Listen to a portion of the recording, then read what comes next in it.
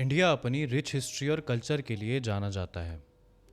इसकी कहानियों में कुछ कहानियाँ ऐसी भी हैं, कुछ चैप्टर्स ऐसे भी हैं जो आपकी स्पाइन को एकदम जमा कर रख देंगे।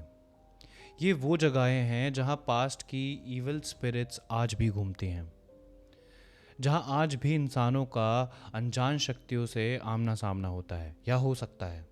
वीडियो में आगे बढ़ने से पहले अगर आप मेरे चैनल अभिमन्यु सिंह टॉक्स पर नए हैं और आपने अभी तक सब्सक्राइब नहीं किया है तो please it's a humble request कि सब्सक्राइब ज़रूर करें और वीडियो पसंद आए तो वीडियो को लाइक ज़रूर करें। तो चलिए शुरू करते हैं अपनी आज का हमारा countdown of India's top 10 most haunted places का। नंबर 10 पर आता है राजस्थान का द लेजेंडरी भानगढ़ फोर्ट। इसे 17th सेंचुरी में राजा माधो सिंह ने बनवाया था, जो आमेर के राजा मान सिंह के छोटे भाई थे। जिसको इसके स्ट्रक्चर के बारे में नहीं पता, ज़्यादा नहीं पता, तो पहले मैं आपको इसका स्ट्रक्चर समझा देता हूँ। फोर्ट की मैसिव दीवारों के पीछे सिर्फ फोर्ट नहीं, पूरा शहर बसा हुआ था। दीवारों के पीछे पहले रॉयल पैलेस आता था। रॉयल पैलेस के पीछे एक मार्केट पड़ता था जिसका नाम जुआरी मार्केट भी था। और उसके आसपास बस जो डांसर्स होते थे उनकी हट्स बनी हुई थी, उनके घर बने हुए थे।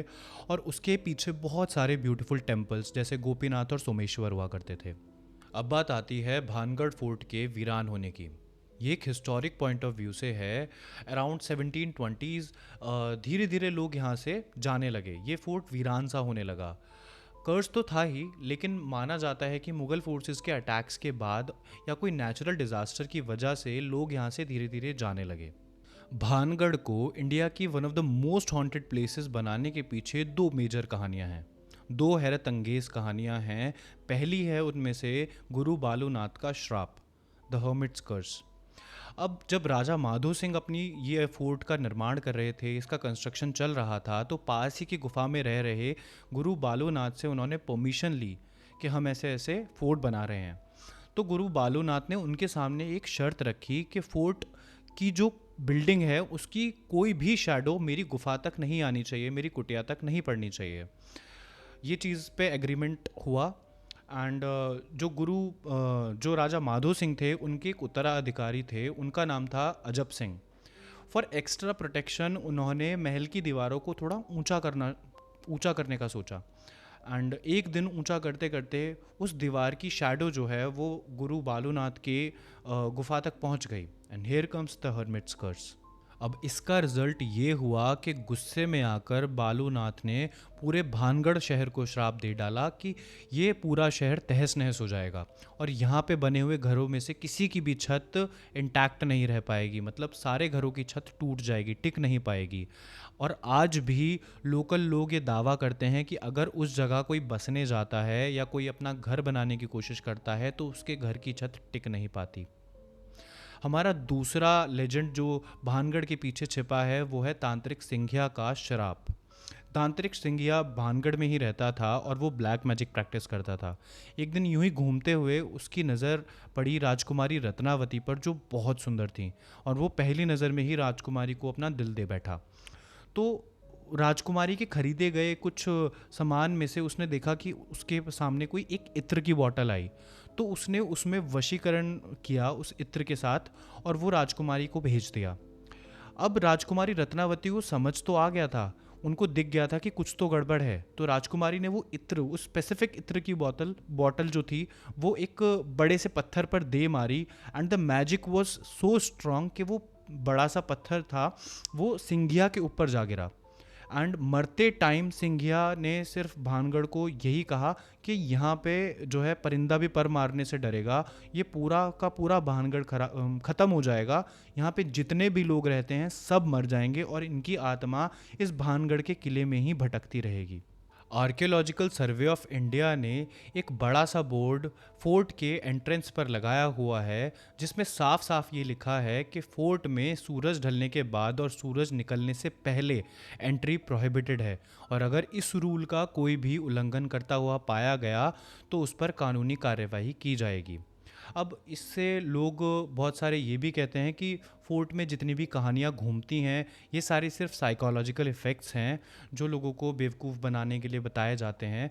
और कुछ लोग ये भी मानते हैं कि एएसआई का जो बोर्ड लगा हुआ है, आर्कियोलॉजिकल सर्वे ऑफ इंडिया का जो वार्निंग बोर्ड लगा हुआ है, वो इवनिंग में जाने के लिए इसलिए मना करता है क्योंकि जो भानगढ़ फोर्ट एरिया है ये सरिस्का टाइगर रिजर्व की हदों में आता है।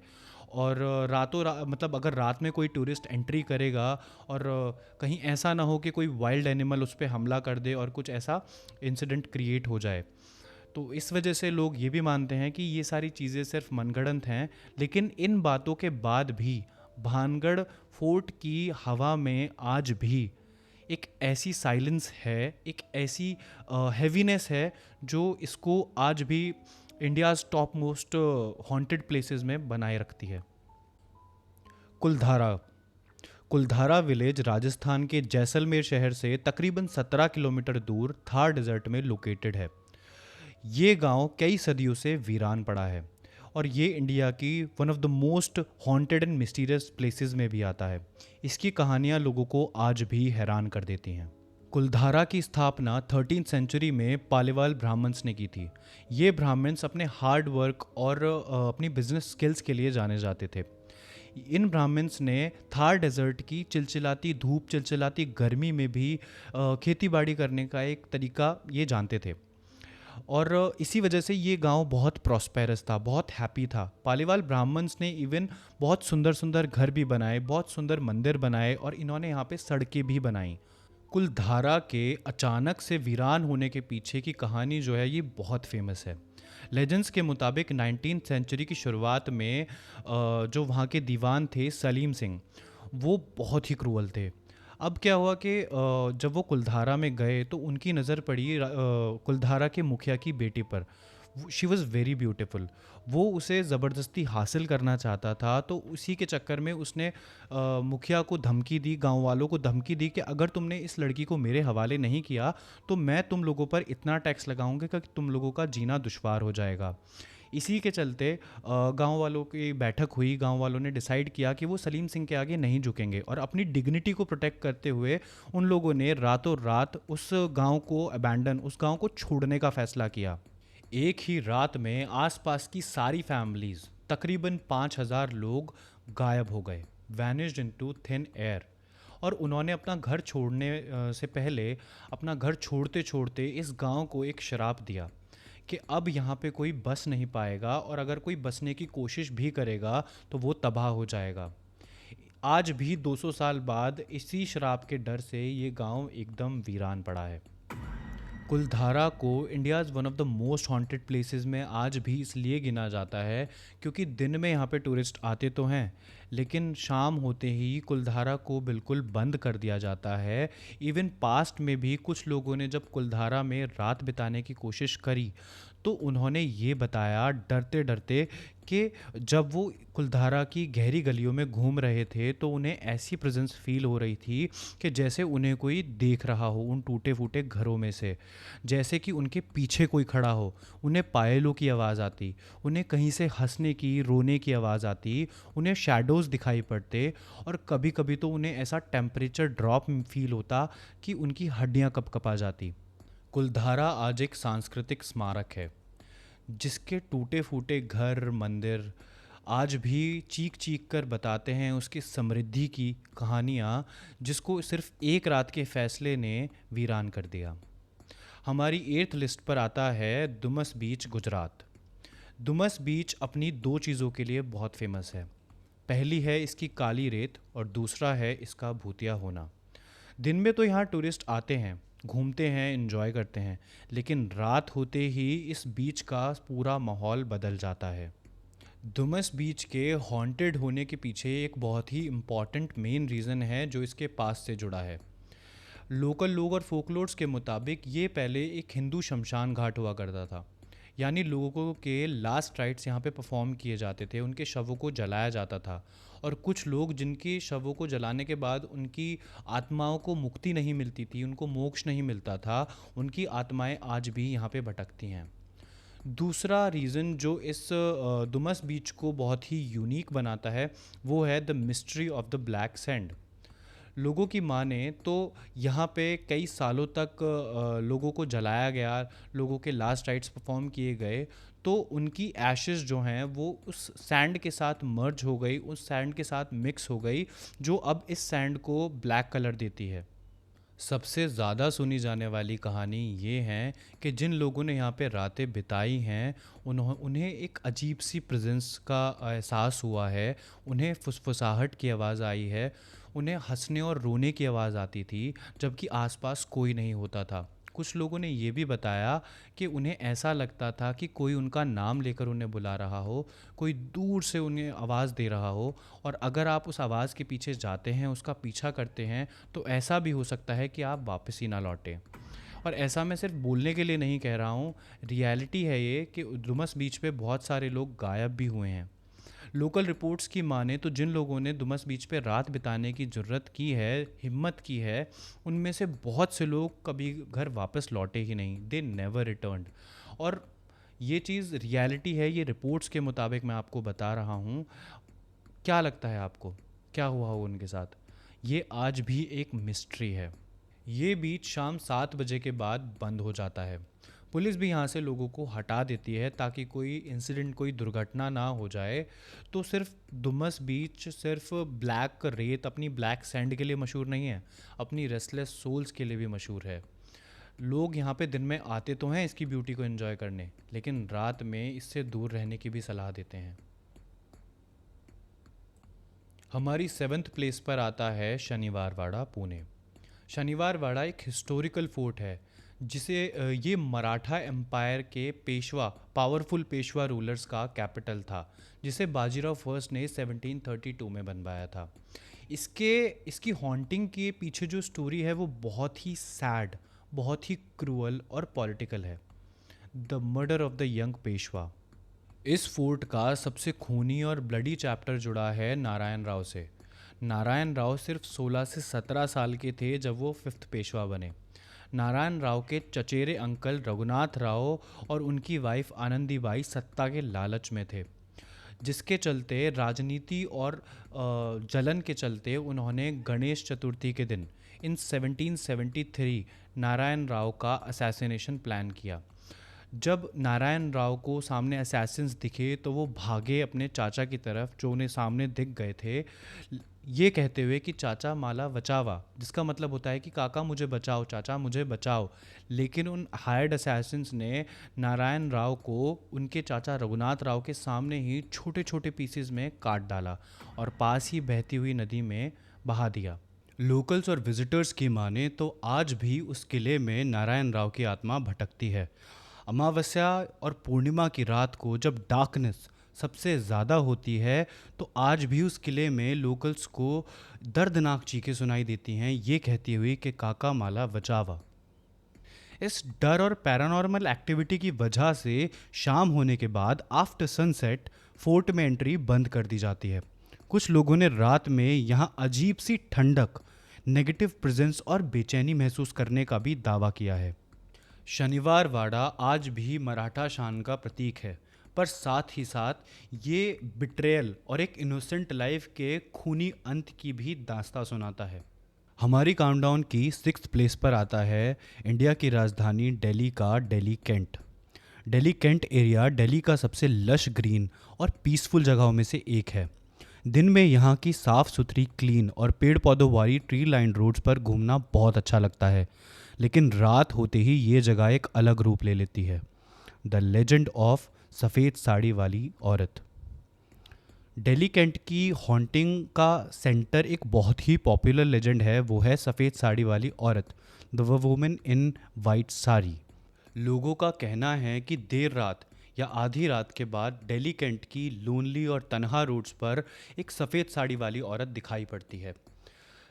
ये कार या बाइक वालों से लिफ्ट मांगती है, और ये भी माना जाता है, मतलब ये बिलीफ है कि ये उस औरत की आत्मा है जिसका सालों पहले इन्हीं रोड्स पर एक्सीडेंट हुआ था और अब ये इन्हीं रोड्स पर भटकती है। जब लोग उसके लिए गाड़ी रोकते हैं, वो डर के मारे या तो देखते ही चिल्लाना शुरू कर देते हैं या फिर हिम्मत करके उसको लिफ्ट देने की सोचते हैं। लेकिन जैसे ही आप रुकते हैं या उससे बात करने की कोशिश करते हैं, वो औरत अचानक से गायब हो जाती है कहीं। सबसे डरावना हिस्सा, सबसे डरावना पार्ट तब आता है जब ये आप इस सफ़ेद साड़ी वाली औरत को देखकर अपनी गाड़ी की स्पीड तेज़ करके वहाँ से निकलना चाहते हैं, या फिर आप उस औरत को लिफ्ट देने से मना कर देते हैं। आई विटनेसेस का दावा है कि वो सफ़ेद साड़ी वाली औरत उनकी गाड़ी या बाइक्स का पीछा करती है, और इस स्पीड से करती है कि ओलंपिक के प्रोफेशनल रनर्स तक शर्मा जाएं। डेली कैंट की ये कहानी इतनी मशहूर हो चुकी है कि यहाँ के लोकल्स और जो लोग इस रूट से गुज़रते हैं वो इस अर्बन लेजेंड पर पूरा विश्वास करते हैं। कैंट एरिया इंडियन आर्मी के अंडर आता है, इसलिए दिन में इसे दिल्ली का सबसे सेफ एरिया भी माना जाता है, पर रात को यहाँ का माहौल, यहाँ की वाइब बिल्कुल बदल जाती है। अगर आप दिल्ली में हैं और आप भूत प्रेत की कहानियों में दिलचस्पी रखते हैं, तो दिल्ली कैंट की रोड्स पर देर रात ट्रैवल करना एक स्पाइन चिलिंग एक्सपीरियंस हो सकता है, पर अपनी सेफ्टी का हमेशा ख्याल रखें। हमारी फिफ्थ प्लेस पर आता है द लंबी दिहार माइंस, मसूरी। लंबी दिहार माइंस उत्तराखंड के मसूरी के पास एक अबैंडन्ड लाइमस्टोन की खदान है। दिन में यहाँ का मौसम और पहाड़ों का व्यू बहुत सुंदर लगता है, लेकिन रात होते ही ये एरिया एक प्योर हॉरर जोन बन जाता है। लंबी दिहार की हॉन्टिंग के पीछे जो मेन रीज़न है वो बहुत ही सैड है। 1990s में ये माइन चूना पत्थर निकालने के लिए बहुत ही बिजी माइन थी। अनसेफ वर्किंग कंडीशंस और गैस लीकेज की वजह से उस टाइम यहाँ पे एक बहुत बड़ा हादसा हुआ था। लोकल्स कहते हैं कि इस हादसे में करीब 40,000 से 50,000 मजदूर तक माइंस के अंदर दम घुटने से, सफोकेशन से मर गए थे। उनकी मौत बहुत ही दर्दनाक थी। इस बड़े हादसे के बाद माइंस को तुरंत बंद कर दिया गया, और तब से ये माना जाता है कि ये माइंस श्रापित हैं। जो लोग रात में इस एरिया से गुजरते हैं या गुजरे हैं, उन्होंने बहुत बार अपने स्पाइन चिलिंग एक्सपीरियंसेस शेयर किए हैं। लोगों का दावा है कि आधी रात के बाद माइंस के अंदर और आसपास के घने जंगलों में ज़ोर ज़ोर से चिल्लाने और रोने और मदद मांगने की आवाज़ें आती हैं। ये मज़दूरों की आत्माएं हैं जो आज भी दर्द में हैं। कुछ कहानियों के मुताबिक इस एरिया में एक खूनी चुड़ैल भी भटकती है। इसके दिखने के बाद कई लोगों ने अपनी गाड़ियों के एक्सीडेंट झेले हैं। रोड्स पर अचानक लाइट या धुंधली फिगर भी दिखती हैं। इस रोड पर गाड़ियां अपने आप रुक जाती हैं या उनका स्टीयरिंग कंट्रोल खो जाता है। इसकी रोड्स पर गाड़ियां अपने आप रुक जाती हैं या उनका स्टीयरिंग कंट्रोल खो जाता है। पहले यहाँ एक हेलीकॉप्टर क्रैश भी हुआ था जिसे लोगों ने पैरानॉर्मल एक्टिविटी से जोड़ा था। अगर आप एडवेंचर लवर्स हैं और रियल हॉरर फील करना चाहते हैं, तो लंबी दिहार की रोड आपके लिए रात में क्रॉस करना एक बड़ी हिम्मत वाला काम हो सकता है। हमारी इंडिया की टॉप 10 मोस्ट हॉन्टेड प्लेसेस की लिस्ट में फोर्थ प्लेस पर आता है ग्रैंड परिधि टावर्स, मुंबई। ग्रैंड परिधि टावर्स साउथ मुंबई के कैंप्स कॉर्नर में लोकेटेड एक हाई राइज रेजिडेंशियल कॉम्प्लेक्स है। ये 28 मंजिला बिल्डिंग्स का ग्रुप है।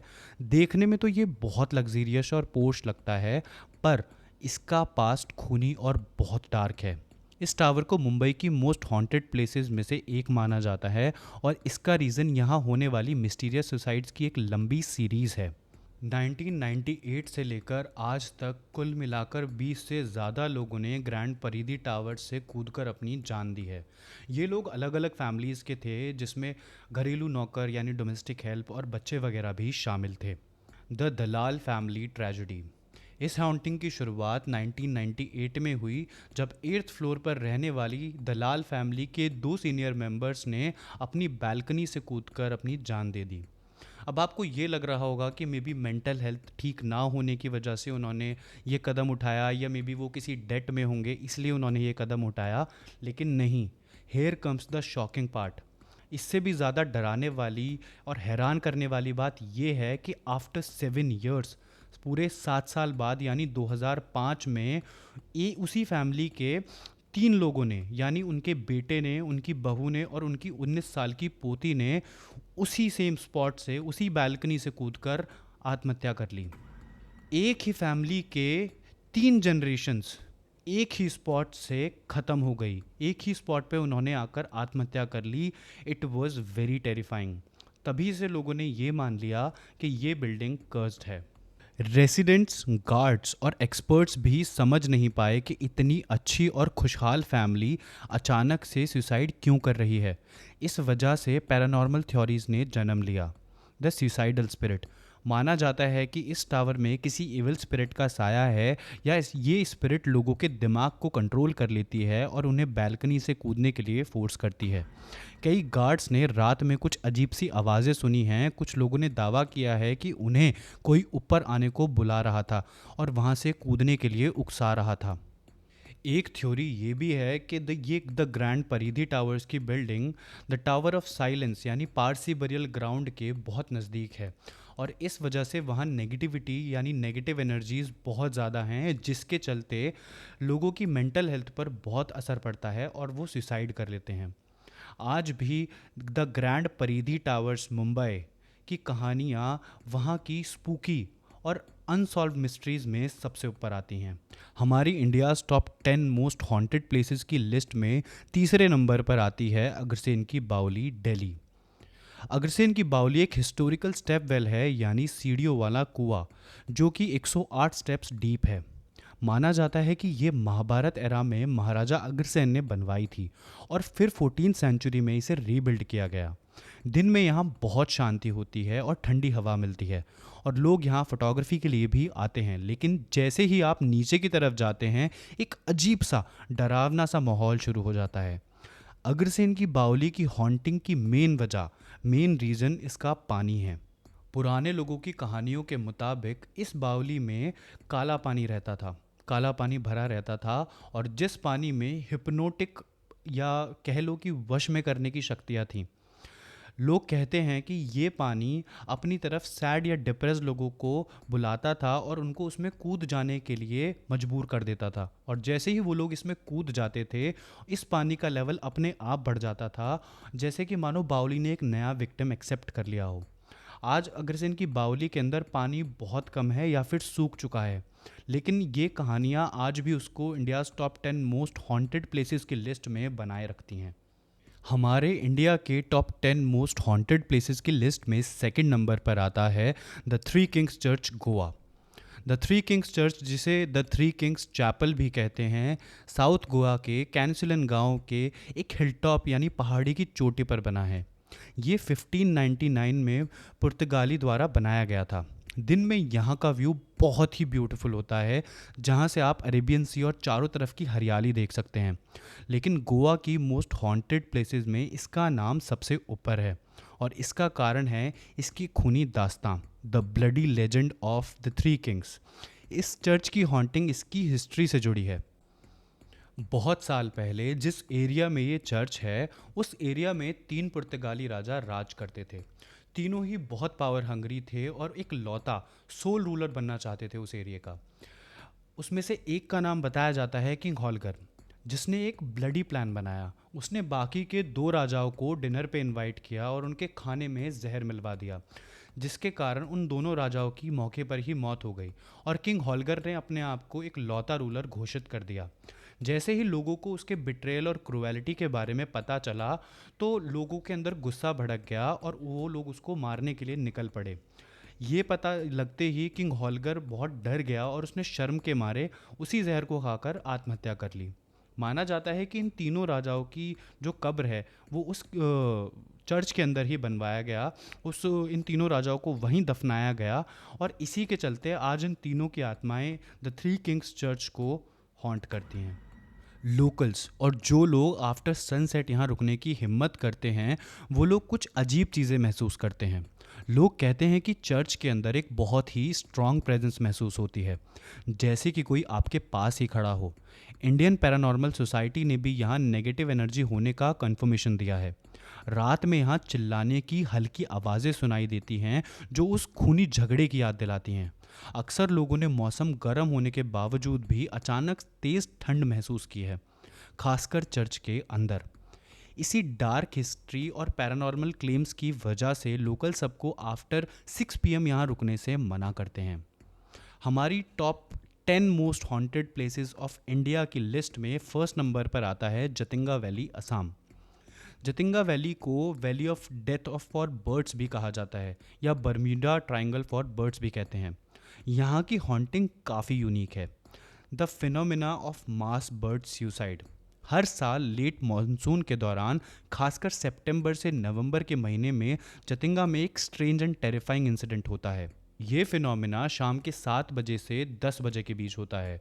ज़रूरी है कि ये कंडीशंस हों कि रात अंधेरी हो, घना कोहरा हो और धीमी बारिश हो। जब ये कंडीशंस होती हैं तो कई तरह के परिंदे जो दिन में एक्टिव होते हैं अचानक अंधेरे आसमान से नीचे उतरते हैं। वो बिल्कुल डिसोरिएंटेड लगते हैं और तेज़ी से नीचे उतरकर पेड़ों और बिल्डिंग से टकरा जाते हैं और मर जाते हैं या फिर घायल हो जाते हैं। सबसे अजीब बात यह है कि ये घटना पूरी वैली में नहीं, बल्कि गांव के 1.5 किलोमीटर के एक नैरो रिज पर होती है। पूरे वैली में ये और कहीं नहीं होती, सिर्फ उसी 1.5 किलोमीटर के स्ट्रेच में होती है। शुरुआत में नागा ट्राइबल्स इसे भूत पिशाच या किसी इविल एंटिटी का काम मानते हुए डर के मारे ये गांव छोड़कर चले गए थे।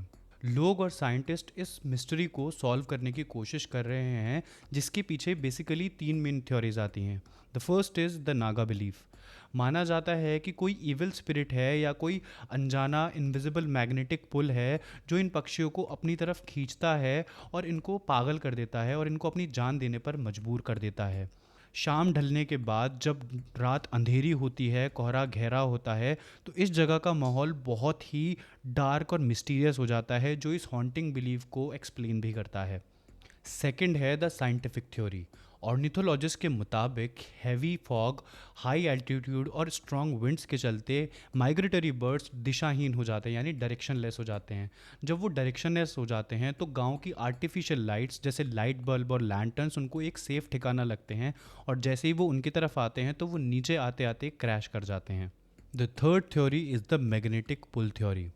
ये थ्योरी सबसे ज़्यादा कॉम्प्लिकेटेड है। कुछ रिसर्चर्स का कहना है कि जब मॉनसून होता है और पानी ज़मीन के नीचे बनी जो रॉक्स होती हैं उनमें से रिसता है, तो इससे रिज की इलेक्ट्रिकल और मैग्नेटिकल प्रॉपर्टीज़ में चेंज होता है, जिससे कि वहाँ पे जो माइग्रेटरी बर्ड्स आराम कर रहे हैं उनका नर्वस सिस्टम डिस्टर्ब होता है और वो बहुत ही रेस्टलेस हो जाती हैं, जिससे वो उड़ने पर मजबूर हो जाती हैं। और ऊपर से वैली का जो मैग्नेटिक पुल है वो उन्हें डिसोरिएंट कर देता है, जिससे वो नीचे आकर क्रैश कर जाती हैं। कुछ रिपोर्ट्स ये भी बताती हैं कि पहले लोकल लोग इस फिनोमिना को गॉड्स का गिफ्ट कहकर जो डिसोरिएंटेड पक्षी होते थे, जो नीचे क्रैश हो रहे होते थे या घायल हो गए होते थे, उनको बांस के डंडों से मारकर खा जाते थे। कंजर्वेशन एफर्ट्स के बाद इस फिनोमिना को, इस प्रैक्टिस को थोड़ा रोक दिया गया। अब ये बहुत कम परफॉर्म होती है। भूत प्रेत कह लो या नेचर का अनोखा खेल, जतिंगा वैली आज भी इंडिया की टॉप 10 मोस्ट हॉन्टेड प्लेसेस की लिस्ट में बना हुआ है। आपका फेवरेट हॉरर प्लेस कौन सा है, या आपने इनमें से किसी हॉरर प्लेस पे विज़िट किया है? Share your stories in the comments below. तो ये थी इंडिया की टॉप 10 मोस्ट हॉन्टेड प्लेसेस की लिस्ट। अगर वीडियो आपको पसंद आया हो तो इसको लाइक ज़रूर करें। चैनल को सब्सक्राइब नहीं किया है तो प्लीज़ इसको सब्सक्राइब कर लें। मैं मिलता हूँ आपसे अपनी नई वीडियो में एक नई हॉरर स्टोरी के साथ। तब तक के लिए देखते रहिए Abhimanyu Singh talks, your daily dose of horror.